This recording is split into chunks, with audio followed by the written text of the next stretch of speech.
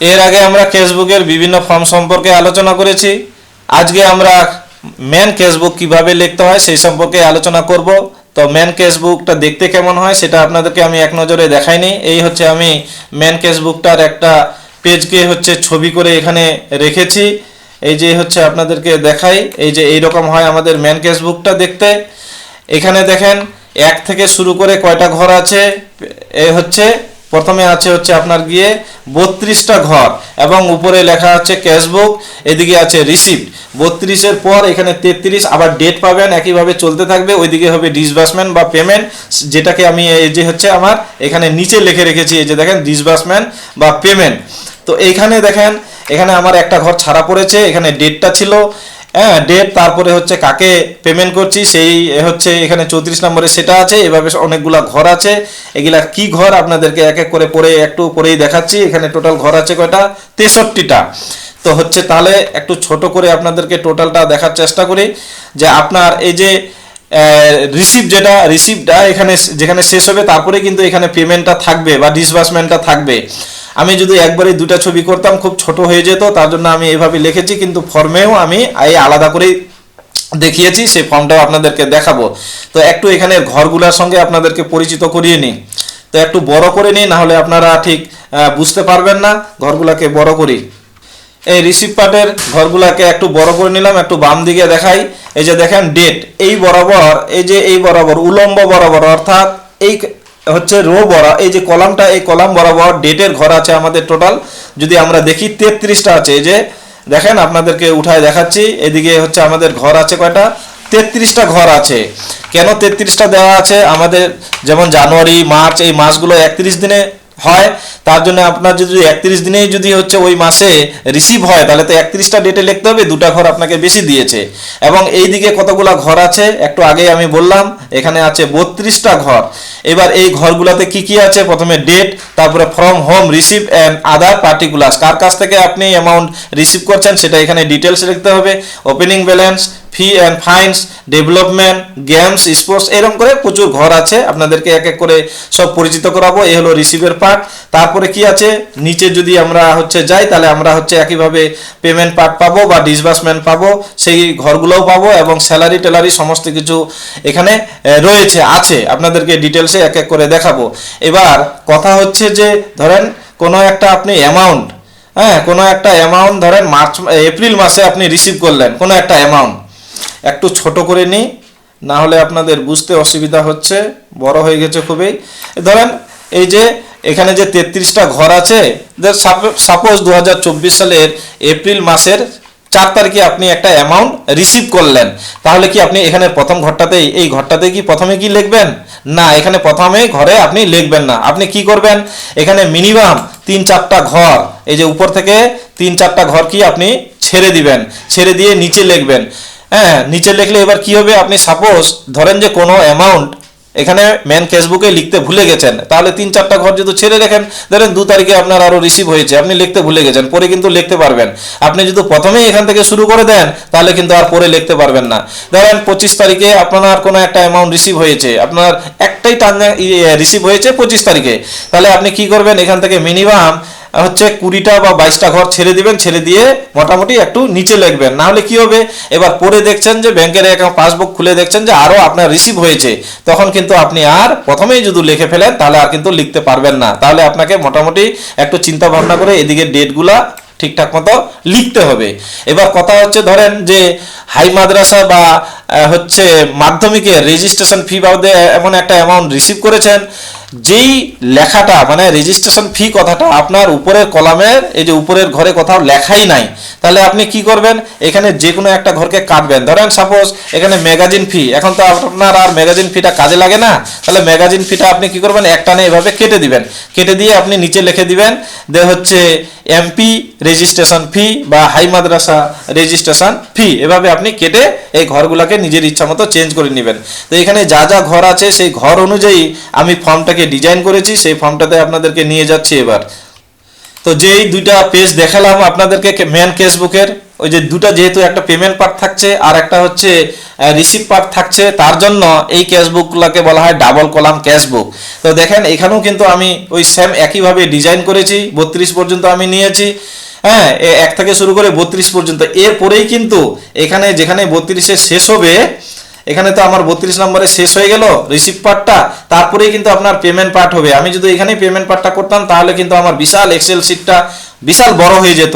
তার জন্য আমি কিন্তু পেমেন্ট পার্টটা বা ডিসবার্সমেন্ট পার্টটা আলাদা শিটে আমি নিয়েছি আপনাদের সুবিধার্থে, আপনাদেরকে সুন্দরভাবে যেন দেখাতে পারি তার জন্য আমি আলাদা করে নিয়েছি। এবার লেখাটা আমি কি বললাম দেখেন, আমি ধরে নিলাম যে 2024-25 ফিনান্সিয়াল ইয়ারের আমি ক্যাশবুক লিখবো, মেন ক্যাশবুক লিখবো। তাহলে 2024-25 ফিনান্সিয়াল ইয়ারটা শুরু হবে কি 2024 সালের এপ্রিল মাস থেকে শুরু হবে এবং শেষ হবে 2025 সালের হচ্ছে মার্চ মাসে। এবার আমি সাপোজ ধরে নিচ্ছি যে এপ্রিল মাসের 4 তারিখে আমার একটা অ্যামাউন্ট রিসিভ হয়েছে 4 তারিখে। তাহলে আমি কি করলাম, উপর থেকে কিন্তু কয়েকটা ঘর ছেড়ে দিলাম। কেন ছাড়লাম একটু আগেই আমি আপনাদেরকে বললাম যে এবার দেখা যাচ্ছে পরবর্তীকালে যে এপ্রিল মাসের 2024 সালের এপ্রিল মাসের 1 তারিখে বা 2 তারিখে কোনো একটা অ্যামাউন্ট রিসিভ হয়েছে যেটা আমি লিখতে ভুলে গেছি।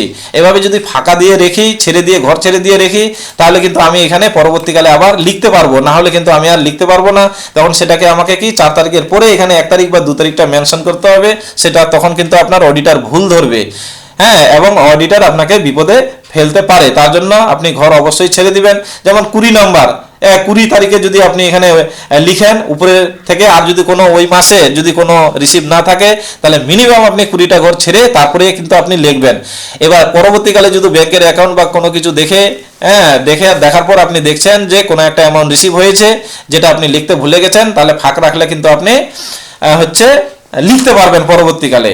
তো এবার আজকে প্রথমে আপনাদেরকে আমি দেখাবো যে স্যালারি কি করে ক্যাশবুকে তুলবেন। স্যালারি, টিচারদের যে স্যালারি পাওয়া যায় সরকারের কাছ থেকে, সেটা আমরা কি করে তুলি সেটাই আগে প্রথমে দেখাবো, তারপরে একে একে প্রত্যেকটা জিনিস খুঁটিনাটি আপনাদের সঙ্গে আলোচনা করব যেন মেন ক্যাশবুক লিখতে আপনাদের কোনো সমস্যা না হয়। তাহলে আমি ধরে নিচ্ছি যে 2024 সালের মার্চ মাসের যে স্যালারি, সেটা কিন্তু মার্চ মাসে আমাদের ব্যাংকের অ্যাকাউন্টে ক্রেডিট হয় না, সেটা অবশ্যই এপ্রিল মাসে হয়, যেহেতু একটা বাজেটের ব্যাপার থাকে। হ্যাঁ, যে হচ্ছে মার্চ মাসটা বাজেটারি মান্থ, তার জন্য ওইটা অ্যাপ্রুভাল পেতে দেরি হয়। এপ্রিল মাসেই টাকাটা সাধারণত আমাদের ব্যাংক অ্যাকাউন্টে ক্রেডিট হয়। আমি সাপোজ ধরে নিচ্ছি 4/4/2024 এই ডেটে আমার ব্যাংক অ্যাকাউন্টে টাকাটা ক্রেডিট হয়েছে। তাহলে যদি ক্রেডিট হয় তাহলে head of the institution man কেসবুকে কি লিখবে, যে উনি তো সরকারের কাছ থেকে একটা অ্যামাউন্ট স্যালারি, টিচারদের স্যালারি হিসাবে পেল, তাহলে একটা অ্যামাউন্ট পেল। তারপর উনি টিচারদের কাছ থেকে কি পাচ্ছে, পিএফ পাচ্ছে। পিএফ এর টাকাটা টিচারদের কাছ থেকে কিন্তু উনি রিসিভ করছে। পি ট্যাক্স বা প্রফেশনাল ট্যাক্সের টাকাটাও কিন্তু উনি রিসিভ করছে। ইনকাম ট্যাক্স সেটাও কিন্তু টিচারের কাছ থেকে রিসিভ করছে। যদি কেউ পিএফ থেকে লোন নিয়ে থাকে সেই লোনের যে রিকভারি সেটাও কিন্তু টিচারের কাছ থেকে রিসিভ করছে। রিসিভ করার পর উনি নির্দিষ্ট পদ্ধতির মাধ্যমে আবার ডিসবার্স করবে, সেটাও আপনাদেরকে দেখাবো। তো তাহলে এখানে আমরা কি কি জানতে পারলাম, হেড অফ দ্য ইনস্টিটিউশন সরকারের কাছ থেকে হচ্ছে একটা অ্যামাউন্ট রিসিভ করতেছে টিচারদের স্যালারির জন্য, টিচারদের কাছ থেকে পিএফ, পি ট্যাক্স এবং ইনকাম ট্যাক্স বা পিএফ এর যে লোনের রিকভারি টাকা রিসিভ করলো, তাহলে সেইগুলোই আপনাকে ডিটেলসে লিখতে হবে, সেটাই আমি লিখেছি। রিসিভড 1 নম্বরে লিখলাম salary for the month of March 2024। 2 নম্বরে কি লিখলাম, PF, income tax and professional tax for the month of March 2024। তাহলে ডিটেলসে এই যে from whom receive and other particular সেটা আমি কিন্তু লিখে দিলাম। তো এইবার এই যে লিখলাম, যে অ্যামাউন্টগুলো পাওয়া গেল, এবার আমি কোথায় লিখবো? এই যে অনেকগুলো তো অনেক ঘর রয়েছে এখানে, কয়টা টোটাল ঘর রয়েছে 32টা। তাহলে আমি কোথায় লিখবো, একটু বড় করি আপনাদের বুঝতে সুবিধা হবে। এই হচ্ছে বড় করে নিলাম। বড় করে এবার কোথায় লিখবো সেটাই হচ্ছে আমাদের প্রশ্ন। এখানে 19 নাম্বার ঘরে লেখা আছে কি, গভর্নমেন্ট গ্রান্টস। এই গভর্নমেন্ট গ্রান্টসে সরকারের কাছ থেকে যে টাকাটা টিচারদের স্যালারি বাবদ পেলেন সেটা কিন্তু এখানে লিখবেন। অর্থাৎ সমস্ত টিচিং, নন টিচিং, অর্থাৎ আপনার টোটাল এমপ্লয়ীদের, আপনার নিজের সহকারে টোটাল এমপ্লয়ীদের যে গ্রস স্যালারি সেটা আপনাকে এখানে লিখতে হবে, সেটা লিখে নিলেন। এবার এখানে দেখেন আমি কিন্তু একটাই অ্যামাউন্ট লিখেছি, আমার সবাই নন এসএসএ।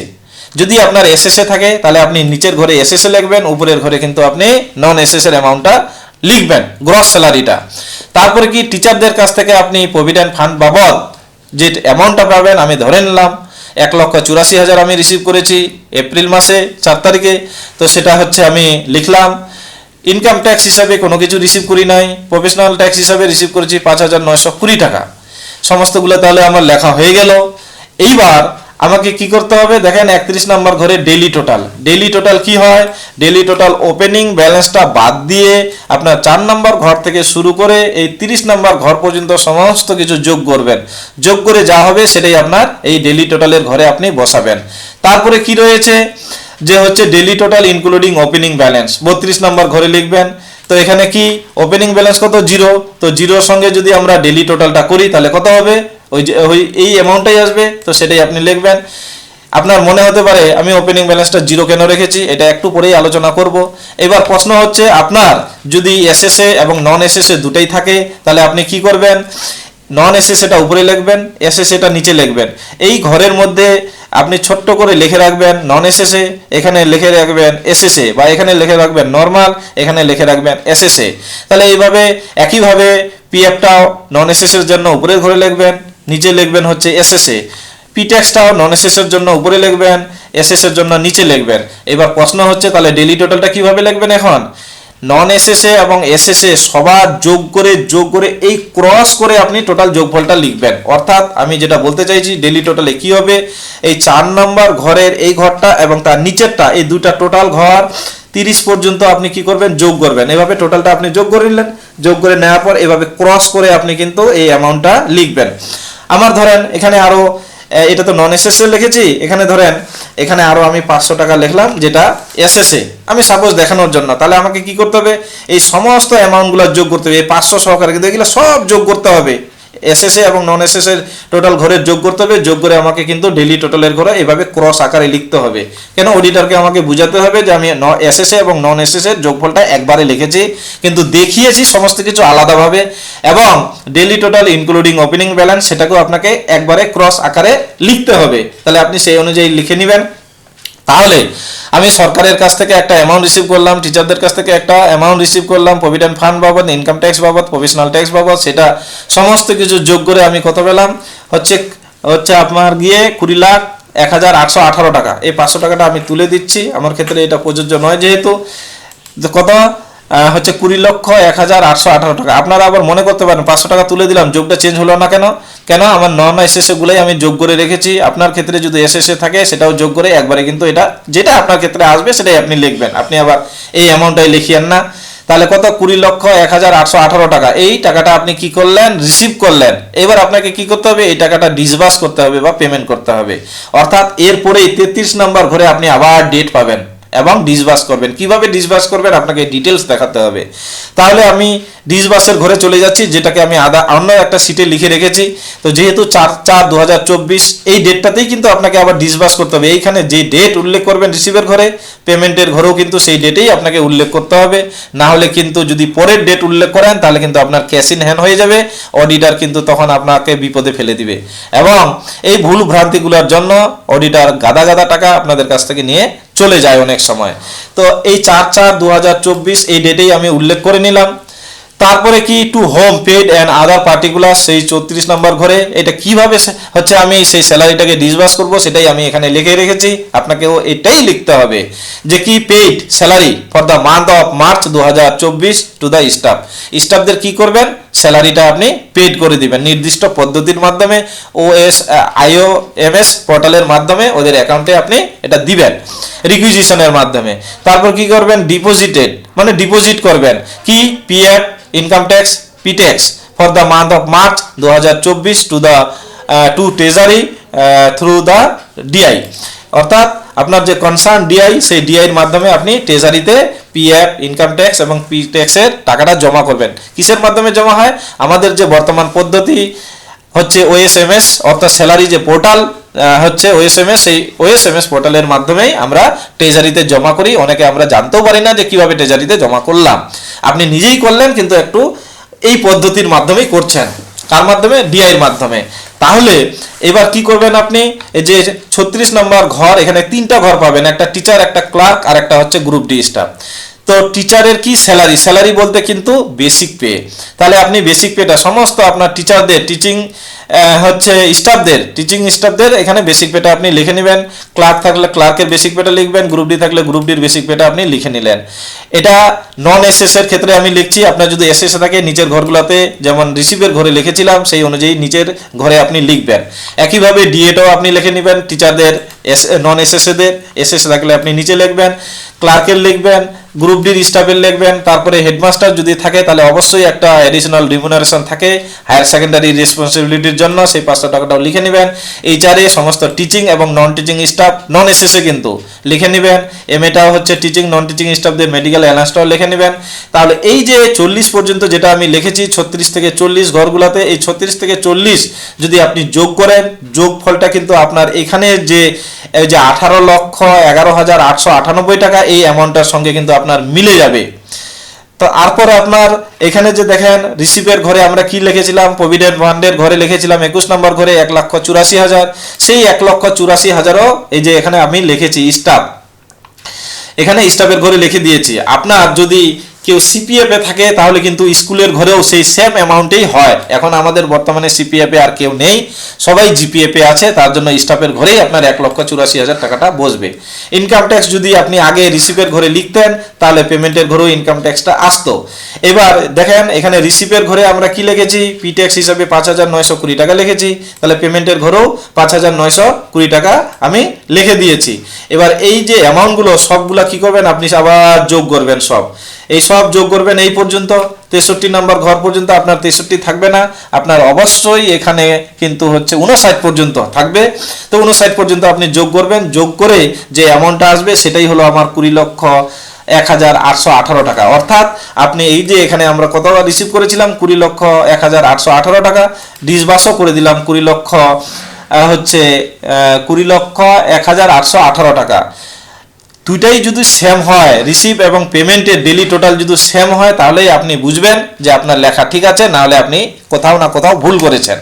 এবার প্রশ্ন হচ্ছে যে এটা তো আমি নন এসএস এর ক্ষেত্রে বললাম, আপনার যদি এসএস এ থাকে এসএস এর ঘরগুলো নিচে বসাবেন, এসএস এ এবং নন এসএস এ টোটালটা যোগ করবেন। হ্যাঁ, যে আর একটু আপনাদেরকে দেখাইনি, এই যে এখান থেকে নন এসএসএ এবং এসএসএ দুটাই টোটাল ঘরগুলা কি করবেন, এভাবে আপনি যোগ করবেন। এই পর্যন্ত আপনি যোগ করে নিলেন, যোগ করে নিলে এভাবে ক্রস আকারে আপনি লিখবেন, তাহলে আপনার নন এসএসএ এবং এসএসএ সঠিকভাবে উল্লেখ হয়ে যাবে।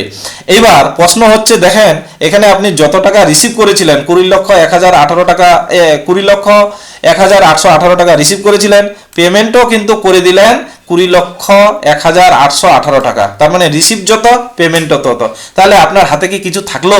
তার মানে আমি বলতে চাই যে ক্লোজিং ব্যালেন্সটা কত হবে, নিশ্চয়ই জিরো, তাহলে ক্লোজিং ব্যালেন্সে আমি কিন্তু জিরো লিখলাম। এবার প্রশ্ন হচ্ছে পরের ডেটে আপনি যখন যাবেন, পরের ডেটে বলতে রিসিভের ঘরে, তাহলে আপনার ওপেনিং ব্যালেন্সটা কত হবে, নিশ্চয়ই জিরো হবে। তার জন্যই কিন্তু আমি এখানে ওপেনিং ব্যালেন্সটা জিরো দিয়ে রেখেছিলাম। আপনাদেরকে যেটা বলেছিলাম যে ওপেনিং ব্যালেন্স কেন জিরো হবে, হ্যাঁ সেটা আপনাদেরকে একটু পরে বলছি। এই যে আমি সেটারও কারণ ব্যাখ্যা করে দিলাম যে কেন ওপেনিং ব্যালেন্স মেন কেসবুকে জিরো হয়। কেন, যত টাকা আপনি রিসিভ করছেন তত টাকাই কিন্তু পেমেন্ট করছেন, ক্লোজিং ব্যালেন্স জিরো। তাহলে ক্লোজিং ব্যালেন্স যদি জিরো হয়, পরের ডেটে ওপেনিং ব্যালেন্স জিরো, তার মানে পরের মাসে যখন যাবেন আগের মাসের যেটা ক্লোজিং ব্যালেন্স হবে সেটাই তো পরের মাসের ওপেনিং ব্যালেন্স হবে, তাহলে সেই ওপেনিং ব্যালেন্সও সবসময় জিরো। অর্থাৎ মেন ক্যাশ বুকে আপনাকে একটা জিনিস মাথায় রাখতে হবে, আপনার ওপেনিং ব্যালেন্স এবং ক্লোজিং ব্যালেন্স সবসময় জিরো হবে। যদি জিরো না হয় আপনার ক্যাশ ইন হ্যান্ড হবে, ক্যাশ ইন যখনই হ্যান্ড হবে অডিটর যখনই আপনাকে সেই জায়গায় ধরবে, হ্যাঁ তখন আপনাকে হয় বিপদে ফেলবে, অডিট রিপোর্টে অবজারভেশন দিবে। আপনি যদি অবজারভেশন না দেওয়াতে চান তাহলে আপনাকে গাদা গাদা টাকা অডিটরকে দিতে হবে, যেটা হচ্ছে প্রতিষ্ঠানের একটা অনেকটা অ্যামাউন্ট চলে যাবে। তার জন্য এই জিনিসটা আপনাদেরকে মাথায় রাখতে হবে। তাহলে স্যালারিটা কিভাবে তুলতে হয় আমি আপনাদেরকে বিস্তারিত দেখালাম। এবার দেখা যায় যে এপ্রিল মাসে সাধারণত দুটো স্যালারি উঠে, তাহলে একটা 4 তারিখে হলো আর একটা সাধারণত 31 তারিখের দিকে হয়। তাহলে আপনি নিচে 31 তারিখে একইভাবে আবার লিখে নেবেন। আমি একটাই আপনাদেরকে ডিটেলসে দেখালাম। এবার এরপরে আমি চলে যাচ্ছি অ্যাডমিশন ফিটা কি করে লিখবেন। আমি সাপোজ ধরে নিচ্ছি একটা মাসেরই লিখছি, একটা মাসের আপনাদেরকে দেখিয়ে দিলে প্রত্যেকটা মাসের আপনারা ইচ্ছা মতো লিখতে পারবেন। নিজের মতো করে। তাহলে আমি ধরে নিচ্ছি যে 5/4/2024 এই ডেটে ব্যাংকের অ্যাকাউন্টে আমার 9,800 টাকা ছাত্রছাত্রীদের কাছ থেকে ভর্তি বাবদ জমা করা হয়েছে। এবং আমি সেই ধরে নিলাম যে সাপোজ ধরে নেন সেই টাকাটা আপনি রিসিভ করেছেন যে এপ্রিল মাসের 1-2 তারিখেই ধরেন রিসিভ করেছেন, তাহলে কি আপনি ওই 1-2 তারিখটা এখানে উল্লেখ করবেন না? আপনি 1-2 বা 3 এই তারিখ উল্লেখ করবেন না। যেই তারিখটা আপনার ব্যাংকের অ্যাকাউন্টে টাকাটা জমা দেওয়া হলো, যেই তারিখে আপনার ব্যাংকের পাসবুকে যেই ডেট মেনশন থাকবে সেই ডেটটাই কিন্তু আপনাকে এখানে লিখতে হবে। আপনি ছাত্রছাত্রীদের কাছ থেকে কবে সংগ্রহ করলেন সেটা দেখার বিষয় নয়, আপনার কাছে যে সঠিক নথি অর্থাৎ ব্যাংকের যে পাসবুক সেখানে যে ডেট মেনশন আছে সেই ডেটটাই আপনাকে মেনশন করতে হবে এখানে। যদি আপনি আগের ডেট মেনশন করে থাকেন, ধরেন 1 তারিখে টাকাটা তুলেছেন এপ্রিল মাসের, আপনি এখানে 1 তারিখে দেখিয়ে দিলেন, কিন্তু ব্যাংকের পাসবুকে দেখা যাচ্ছে যে 5/4/2024 এই ডেটটা উল্লেখ আছে, তাহলে কিন্তু আপনি যদি এখানে মেন কেসবুকে 1 তারিখটা লিখেন তাহলে অডিটর আপনার ভুল ধরবে, অবজারভেশন দিবে, নাহলে আপনার কাছ থেকে টাকা নিয়ে যাবে। তাহলে এটা অবশ্যই একটা খুব গুরুত্বপূর্ণ বিষয় যে মেন কেসবুকে বা যে কোনো কেসবুকে সাবস্টিটিউটরি যে অ্যাকাউন্টগুলো সেগুলোতেও কিন্তু ব্যাংকের পাসবুক দেখেই আপনি লিখবেন। তাহলে ছাত্রছাত্রীদের কাছ থেকে কি করা হলো, অ্যাডমিশন 11-12 এর ভর্তির জন্য অ্যাডমিশন ফি বাবদ 9,800 টাকাটা তোলা হয়েছে। তাহলে 9,800 টাকা এবার কোথায় লিখবেন? ওপেনিং ব্যালেন্স আমাদের একটু আগেই বললাম 0। এখানে যে ঘরগুলো আছে আপনি অবশ্যই ডেভেলপমেন্ট ফি বলে একটা ঘর পাবেন, তাহলে এই বরাবর আসবেন, যেখানে ক্রস করবে দুটাকে কাটবে সেখানে আপনি 9,800 টাকা লিখে নেবেন। এবার প্রশ্ন হচ্ছে এই ডেটে যদি আপনার আরো রিসিপ্ট থাকে ব্যাংকের বইয়ে, কিন্তু এইখানেই এই ঘরেই কিন্তু আর লিখবেন না, নিচের ঘরে লিখবেন। আপনাদেরকে সেটাও আমি দেখাবো কেন, না হলে কিন্তু গন্ডগোল হয়ে যাবে কেসবুকটা লিখতে গিয়ে। তাহলে রিসিভ হলো 9,800 টাকা, তাহলে ডেলি টোটাল কত হলো? 9,800 টাকাই হয়ে গেল। ওপেনিং ব্যালেন্স যেহেতু 0 ছিল, ডেলি টোটালের সঙ্গে ওপেনিং ব্যালেন্স যোগ করলে 9,800 টাকাই হবে। একইভাবে এবার আমি পেমেন্টের ঘরে চলে যাচ্ছি। এই যে ভর্তি বাবদ টাকাটা যে রিসিভ হলো এটা কোথায় যাবে? পেমেন্টের ঘরে যাচ্ছে, ডিসবাসের ঘরে। তো ডিসবাসের ঘরে এই যে দেখেন আমি এখানে ওই সেম ডেটটাই কিন্তু উল্লেখ করেছি, এখানেও কিন্তু 5/4/2024 ব্যাংকের অ্যাকাউন্টের বই থেকে পেয়েছি, এখানেও কিন্তু আমি লিখলাম 5/4/2024। দুইটাই ডেট কিন্তু আমাকে সেম করতেই হবে, না হলেই আপনাকে অডিটর বিপদে ফেলবে। তাহলে এইবার এই যে টাকাটা যেটা আপনি রিসিভ করলেন 9,800 টাকাটা, এই টাকাটা আপনি কি করলেন? নিশ্চয়ই ব্যাংকের অ্যাকাউন্টে জমা করেছেন। তাহলে আপনাকে কি লিখতে হবে? Transfer admission fee to development fund. আপনি কোন অ্যাকাউন্টে জমা করছেন? নিশ্চয়ই ডেভেলপমেন্ট ফান্ডের যে অ্যাকাউন্ট সেই অ্যাকাউন্টে। তাহলে সেই টাকাটা কি করলেন? আপনি ট্রান্সফার করে দিলেন। কিভাবে? ব্যাংকের মাধ্যমে ওই অ্যাকাউন্টে আপনি তুললেন এবং ওই অ্যাকাউন্টে ট্রান্সফার করে দিলেন। তাহলে প্রশ্ন হচ্ছে যে এই মেন কেসবুকে তো আমরা একবার অ্যামাউন্টটা লিখলাম, তারপর কি আমাদের ডেভেলপমেন্ট ফান্ডের কি আরেকটা কেসবুক মেনটেন করতে হবে? অবশ্যই আপনাকে আরেকটা কেসবুক মেনটেন করতে হবে, যেটার নাম হলো সাবসিডিয়ারি রেজিস্টার। অর্থাৎ ডেভেলপমেন্ট ফান্ডের জন্য আপনার এই লেখা অনুযায়ী একটা কিন্তু সাবসিডিয়ারি রেজিস্টার মেনটেন করতে হবে। সেটা আমরা অনেকে সেটাকে কেসবুক বলি। তো এবার পেমেন্টটা কিভাবে করব? তাহলে যে ডেভেলপমেন্ট ফিটা আমি রিসিভ করলাম এখানে লিখবো transfer admission fee to development fund.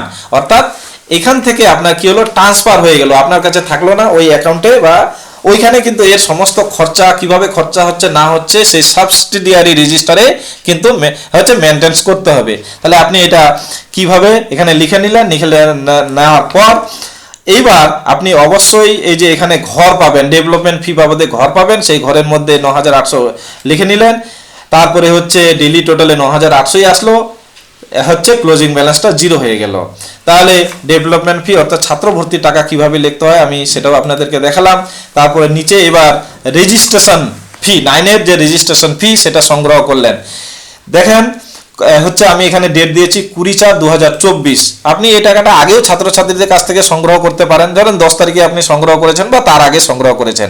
এখানে কিন্তু সেই সংগ্রহের ডেটটা লিখবেন না, আপনি যে রেজিস্ট্রেশনের ফি টাকাটা কবে জমা করছেন বোর্ডকে, সেই জমা করে যে রিসিপ্ট কপিটা পাবেন সেই রিসিপ্ট কপিতে যে ডেটটা মেনশন থাকবে সেই ডেটটাই কিন্তু আপনাকে এখানে লিখতে হবে। তাহলে সেই ডেটটা আমি লিখে নিলাম। কি করলাম? Receipt MP registration fee from the student of class 9। তাহলে রেজিস্ট্রেশন ফি আপনি হচ্ছে তুললেন, কত টাকা তুললেন, আমি সাপোজ ধরে নিয়েছি 3680 টাকা। এবার উপরের যে ঘরগুলা রয়েছে সেখানে কোথাও আপনি পাবেন না এমপি রেজিস্ট্রেশন ফি। তাহলে উপরের যে কোনো একটা ঘরকে আপনি কেটে দিবেন, আপনার যেই ঘরটা হচ্ছে লাগবে না। আপনি ধরেন সাপোজ ধরে নেন যে এখানে আমার 12 নম্বর ঘরে যে আগে লেখা ছিল সেটাকে আমি তুলে দিয়ে কিন্তু লিখেছি এমপি রেজিস্ট্রেশন ফি, আপনি একটানে কেটে দিবেন। ধরেন যে ম্যাগাজিন ফির ঘরে আপনি লিখবেন, তাহলে ম্যাগাজিন ফিটাকে একটানে কেটে দিবেন, কেটে দিয়ে লিখবেন এমপি রেজিস্ট্রেশন ফি।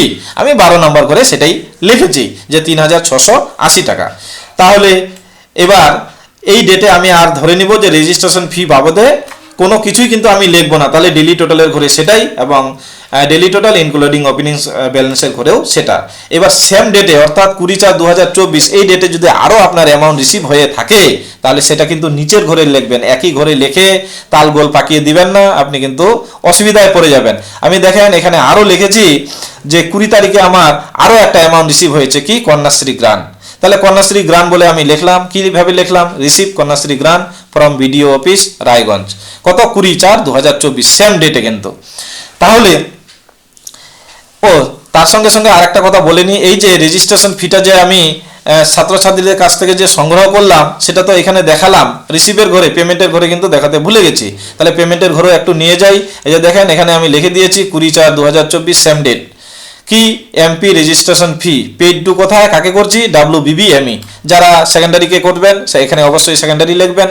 তাহলে সেখানে লিখে এই যে দেখেন এখানে আমি একটা ঘর বানিয়ে নিয়েছি 51 নম্বরে, সেটাকে সেই ঘরের মধ্যে দিয়ে দিলাম 3680 টাকা, অর্থাৎ যে অ্যামাউন্টটা আমি এখানে রিসিভ করেছিলাম 3680 টাকা সেই অ্যামাউন্টটাই আমি দিয়ে দিলাম এবং এখানে চলে আসলো ডেলি টোটালের ঘরে, একইভাবে ক্লোজিং ব্যালেন্সটা 0 হয়ে গেল।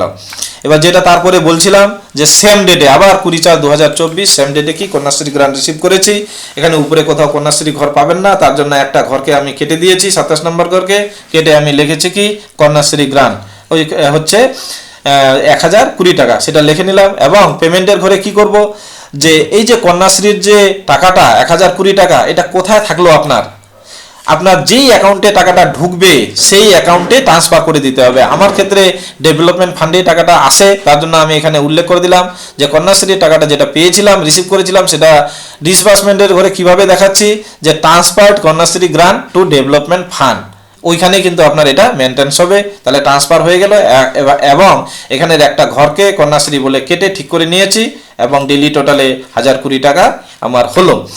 একইভাবে যদি আরেকটা আপনাদেরকে দেখাই, নিচে দেখেন বোনাস 31/4/2024 এই ডেটে আপনি বোনাস হচ্ছে রিসিভ করেছেন এবং ডিসবার্সও করে দিয়েছেন, এই ডেটে আপনার এমপ্লয়িরা পেয়েছে। তাহলে বোনাসটা এখানে হচ্ছে উল্লেখ করলেন রিসিভ বোনাস বলে, একটা ঘরকে কেটে আপনি ঠিক করে নেবেন। হ্যাঁ, এই ঘরে কিন্তু আর কোনো কিছুই থাকবে না। তাহলে ডেলি টোটাল 19,200 হচ্ছে ডেলি টোটাল ইনক্লুডিং ওপেনিং ব্যালেন্সও সেইভাবে হয়ে গেল। এবার পেমেন্টের ঘরে আপনি চলে আসেন, তাহলে এই যে বোনাস এটা হচ্ছে পেমেন্ট হবে, সরি ভুল হয়েছে, এখানে রিসিভ কথাটা হবে না, এখানে হবে পেইড, হচ্ছে paid bonus to the staff, তাহলে সেটা লিখে নিলেন। উপরের একটা এখানে তো বোনাস বলে কোনো ঘর পাবেন না, তার জন্য আপনাকে একটা বোনাসের ঘর কেটে করে নিতে হবে, যদি পেয়ে থাকেন তাহলে খুব ভালো, সেই ঘরে আপনি লিখবেন এবং সেটা হচ্ছে ডেলি টোটালের ঘরেও সেই অ্যামাউন্টটা আসবে, আবার ক্লোজিং ব্যালেন্সটা 0। এইভাবে প্রত্যেকটা মাসের অ্যামাউন্ট আপনি লিখতে থাকবেন। এবার তার সঙ্গে সঙ্গে আপনাদেরকে আরেকটা আমি দেখাই যে হচ্ছে আমাদের যে কম্পোজিট গ্রান্টের টাকা রিসিভ করি সেটাও আপনাদেরকে একটু দেখাই, এটারও আপনার সঙ্গে আলোচনা করা প্রয়োজন আছে। তো ধরেন রিসিভ করলাম আমি কম্পোজিট গ্রান্ট, এই যে এখানে লিখে রেখেছি receive composite grant from Raiganj CLRC vide memo number, যে মেমো নাম্বার থাকবে সেটাও আপনি এখানে উল্লেখ করে নেবেন। তাহলে এই টাকাটা আপনি রিসিভ করলেন, একটা ঘরকে কেটে আপনি সেখানে দিয়ে দিবেন, এভাবে আপনি লিখে নেবেন। এইবার পেমেন্টের ঘরে চলে যাই, সেখানে আমাদের আলোচনার একটু বিষয় আছে। এই যে দেখেন আমি সেম ডেটে যেটা তারিখে আপনি রিসিভ করলেন সেম ডেটে কি করব, আমি আবার এটাকে ট্রান্সফার করব কোথায়, transfer composite grant to SSM fund, অর্থাৎ SSM ফান্ডের আর একটা আপনার সাবসিডিয়ারি রেজিস্টার থাকবে। মেন কেসবুক কিন্তু একটাই, সাবসিডিয়ারি রেজিস্টার আপনার অনেকগুলো থাকতে পারে। তাহলে এখানে আমরা যেটা দেখলাম একটা আমার হচ্ছে ডেভেলপমেন্ট ফান্ডের জন্য অ্যাকাউন্ট, একটা হচ্ছে আমার হচ্ছে এসএসএম ফান্ডের জন্য অ্যাকাউন্ট ওপেন আছে। তাহলে সেম ডেটে ট্রান্সফার হলো, মানে ব্যাংকের অ্যাকাউন্টে যে ডেটটা পেয়েছেন সেই ডেটটাই আপনি এখানে লিখেছেন, রিসিভের ঘরেও লিখেছেন সেই ডেট এবং পেমেন্টের ঘরেও সেই ডেটটাই লিখেছেন। এখানে পেমেন্টের ঘরে আপনি কি লিখলেন, transferred composite grant to SSM fund, তাহলে কম্পোজিটের ঘরে লিখলেন। এইবার এই যে 37,500 টাকাটা আপনি কম্পোজিট হিসাবে পেলেন, এটা কিন্তু আপনার চলে গেল কোথায়, এসএসএম এর যে অ্যাকাউন্ট সেখানে চলে গেল। এর যে খরচ বা যা হবে সেই কিন্তু সাবসিডিয়ারি রেজিস্টারেই আপনাকে উল্লেখ করতে হবে, ম্যান ক্যাশবুকে কিন্তু খরচ উঠবে না। ম্যান ক্যাশবুকে কি হবে, রিসিভ হবে, আর অ্যামাউন্টটা ট্রান্সফার হয়ে কোন অ্যাকাউন্টে আপনি রাখছেন সেই অ্যাকাউন্টেই ট্রান্সফার কথা উল্লেখ করে দিতে হবে। যেমন ব্যাংক ইন্টারেস্ট, এখানে আপনাদেরকে দেখিয়েছি, একটা আছে আরো সম্ভবত আমি লিখেছি ব্যাংক ইন্টারেস্ট, এই যে receipt bank interest on development fund. এখানে ধরেন আপনার যদি 3টা অ্যাকাউন্ট থাকে, 25/4/2024 এই ডেটে ধরেন আপনি 3টা ইন্টারেস্ট রিসিভ করেছেন, তাহলে প্রথম একটা ডেটে লিখে নিলেন যে ডেভেলপমেন্ট ফান্ডে যেই ব্যাংকের ইন্টারেস্টটা রিসিভ করেছেন সেটা এই ঘর বরাবর লিখলেন, এবং পেমেন্টের ঘরেও একইভাবে ওইভাবে লিখবেন। তারপরে হচ্ছে আবার ধরেন এসএসএম ফান্ডেও আপনি ব্যাংক ইন্টারেস্ট রিসিভ করছেন, তাহলে এই ঘরের ঠিক নিচে আপনি লিখবেন ব্যাংক ইন্টারেস্টটা এসএসএম ফান্ডের। অন্য ফান্ডও যদি থাকে পরপর আপনি ব্যাংক ইন্টারেস্টগুলো রিসিভ করবেন। এবং কি করবেন, পেমেন্টটা কিভাবে হবে, আপনার পেমেন্টটা হবে কি, যে সেই ব্যাংকের ইন্টারেস্টটা কোথায় গেল, আপনি নিশ্চয়ই ট্রান্সফার করে দিয়েছেন। কোথায় ট্রান্সফার করেছেন, আপনার হচ্ছে ইসে, এই যে এখানে আপনাকে লিখতে হবে ট্রান্সফার্ড